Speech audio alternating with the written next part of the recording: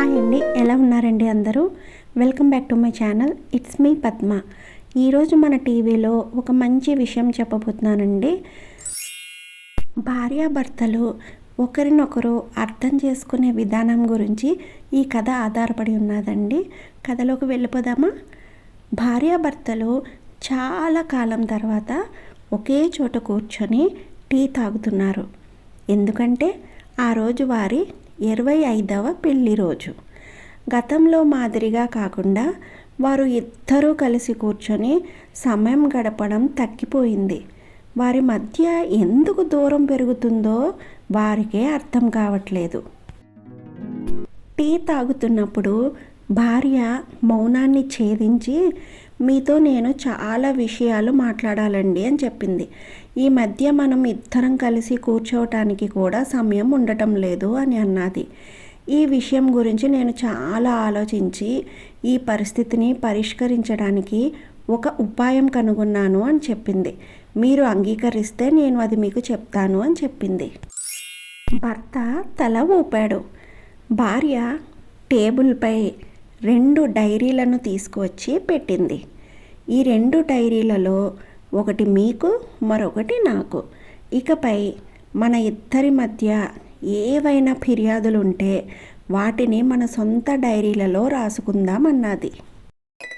ఇంకా వచ్చే సంవత్సరం మన పెళ్లి రోజున వాటిని మనం తెరిచి చదువుకుందాం. ఒకరినొకరు ఇష్టం లేని విషయాలను అర్థం చేసుకోవడానికి ఇది సహాయపడుతుంది. ఇంకా వాటిని మెరుగుపరచటానికి లేదా పరిష్కరించటానికి మనం ప్రయత్నించవచ్చు. భర్తకు భార్య ఆలోచన నచ్చింది. ఆ రోజు నుండి వారిద్దరూ డైరీలలో రాయడం ప్రారంభించారు. కాలం వేగంగా గడిచిపోయింది. ఆ రోజు వారి 26వ పెళ్లి రోజు. భార్యాభర్తలు ఇద్దరూ భోజనం టేబుల్పై కూర్చొని టీ తాగుతూ వారి డైరీలు పక్కన ఉంచి ఒకరినొకరు మార్చుకున్నారు. ముందుగా భర్త తన భార్య డైరీని చదవడం ప్రారంభించాడు. అందులో చాలా ఫిర్యాదులు రాయబడ్డాయి. నన్ను ఒక హోటల్కు తీసుకువెళ్తానని వాగ్దానం చేశారు, కానీ దాన్ని నెరవేర్చలేదు అని ఒక ఫిర్యాదు ఉన్నది. ఈరోజు మా పుట్టింటి వారి తరపున కొందరు అతిథులు మన ఇంటికి వచ్చారు, కానీ మీరేమో వాళ్ళతో అస్సలు సరిగ్గా మాట్లాడలేదు అని మరొక ఫిర్యాదు ఉన్నది. చాలా నెలల తర్వాత మీరు నాకు ఒక చీర తీసుకువచ్చారు, కానీ అది పాత డిజైన్తో ఉంది. ఈరోజు నేను నాకు ఇష్టమైన టీవీ సీరియల్ చూస్తున్నప్పుడు మీరు న్యూస్ ఛానల్స్ మార్చారు. ఈరోజు సోఫాపై తడి టవల్ అలాగే వదిలేసి వెళ్ళిపోయారు. డైరీలో ఇలాంటి అనేక ఫిర్యాదులు ఉన్నాయి. భర్త వాటిని చదువుతున్నప్పుడు అతని కళ్ళ నుండి నీళ్లు వచ్చాయి. అతను పశ్చాత్తాపపడి తన భార్యతో, నేను ఈ తప్పులను గతంలో గుర్తించలేదు, కానీ ఇప్పుడు నేను వాటిని మళ్ళీ చెయ్యనని నీకు వాగ్దానం చేస్తున్నాను, హామీ ఇస్తున్నాను అన్నాడు. ఇప్పుడు భార్య తన భర్త డైరీని తెరవాల్సిన వంతు వచ్చింది.